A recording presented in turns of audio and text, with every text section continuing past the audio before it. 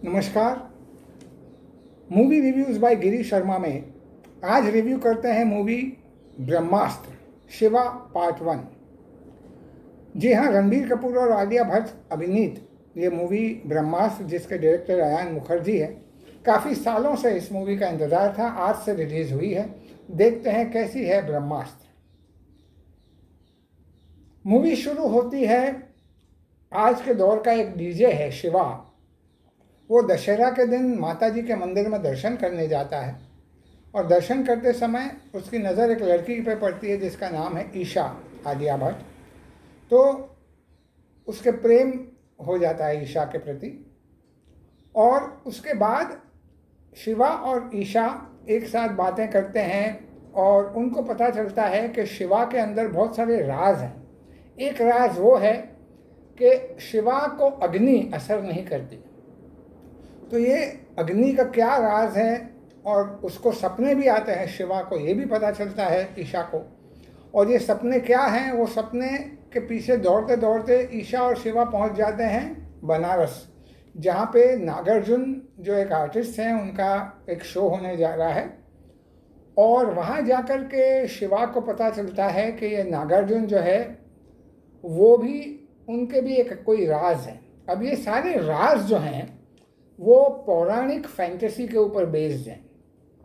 ये मूवी का प्रीमाइस ही ऐसा है कि हजारों वर्ष पहले ऋषि मुनियों ने तपस्या करके प्रभु से अलग अलग अस्त्रों के वरदान हासिल किए। इन अस्त्रों से संसार की सृष्टि भी हो सकती है और संसार का विनाश भी हो सकता है। अब ये वानर अस्त्र हैं, फिर अग्नि अस्त्र हैं, नंदी अस्त्र हैं, और सारे ही अस्त्रों से बड़े जो अस्त्र हैं वो है ब्रह्मास्त्र।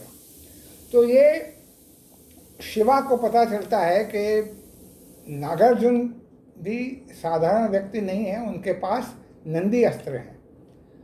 और फिर नागार्जुन उनको बताते हैं कि उन्हें एक आश्रम में जाना है जहाँ पे एक गुरुजी हैं जो उनको अपने सारे राज बताएंगे। वो आश्रम है हिमाचल प्रदेश में। तो नागार्जुन को छोड़ के शिवा और ईशा दोनों आश्रम की तरफ जाते हैं। रास्ते में उनको कुछ विनाशकारी शक्तियाँ का सामना करना पड़ता है जो मौनी रॉय बनी है, जिसका नाम जुनून है। तो जुनून, जोर और रफ्तार, ये 3 लोगों की टीम है जो इनके ऊपर अलग अलग समय पर हमले करते जाती है और इन हमलों से बचते बचते बचते वो आश्रम पहुँचते हैं। तब इंटरवल होता है। अब इंटरवल तक ये कहानी है। इंटरवल के बाद कहानी थोड़ी रिपीटेटिव हो जाती है। आश्रम में गुरुजी अमिताभ बच्चन रणबीर कपूर को उनके सारे उनके भूतकाल, पास्ट टेंस के राज बताते हैं और आगे क्या करना है, ब्रह्मास्त्र कैसे बनाना है। क्योंकि ब्रह्मास्त्र एक डिस्क जैसा है जिसके 3 हिस्से हैं। एक हिस्सा रणबीर और आलिया के पास है, दूसरा जो है वो नागार्जुन के पास था जो उन्होंने आलिया भट्ट को दिया, और तीसरा हिस्सा जो है वो मौनी रॉय के पास है जो विलन है। तो जो भी इस 3 हिस्से को एकत्रित करके ब्रह्मास्त्र बना देगा तो पूरा संसार जो है उसका विनाश हो जाएगा। अब मौनी रॉय की यही इच्छा है कि वो ब्रह्मास्त्र को हासिल कर दे और संसार का विनाश कर दे। तो ये मौनी रॉय आखिर में संसार का विनाश कर पाती है या नहीं, ब्रह्मास्त्र उसके हाथ लगता है या नहीं, ये देखने के लिए आपको मूवी देखनी पड़ेगी।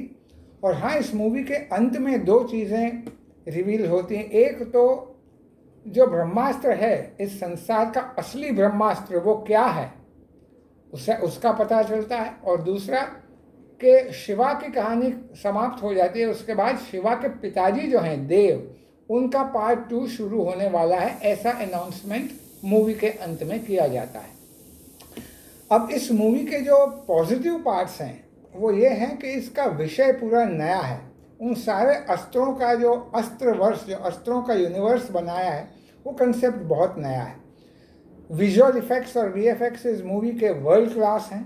चाहे फिर वो वानर अस्त्र हो, चाहे अग्नि अस्त्र हो, चाहे नंदी अस्त्र हो, जब भी प्रकट होते हैं हमें ऐसा ही फीलिंग होती है कि हमारे सामने वो अस्त्र हैं। आखिर में जब विनाश दिखाया है सृष्टि का, तभी भी बहुत अच्छे विजुअल इफेक्ट्स हैं। तो एक तो विषय मूवी का नया है और विजुअल इफेक्ट्स बहुत अच्छे हैं। 2 बहुत पॉजिटिव इफेक्ट्स हैं। हम हमेशा कहते हैं कि मूवी में कुछ नया दिखाना चाहिए। अब इस मूवी में भरपूर प्रयास किया है डायरेक्टर ने कुछ नया दिखाने का, तो इस प्रयास की हमें एक बार देख करके सराहना करनी चाहिए। इस मूवी के जो वीक पॉइंट्स हैं वो ये है कि स्क्रिप्ट बहुत वीक है, रिपीटेटिव हो जाती है। कई बार हमें लगता है कि मौनी रॉय और उसकी जो विलन की गैंग है वो समाप्त हो गए, मर गए, लेकिन 10 मिनट बाद फिर से प्रकट हो जाते हैं।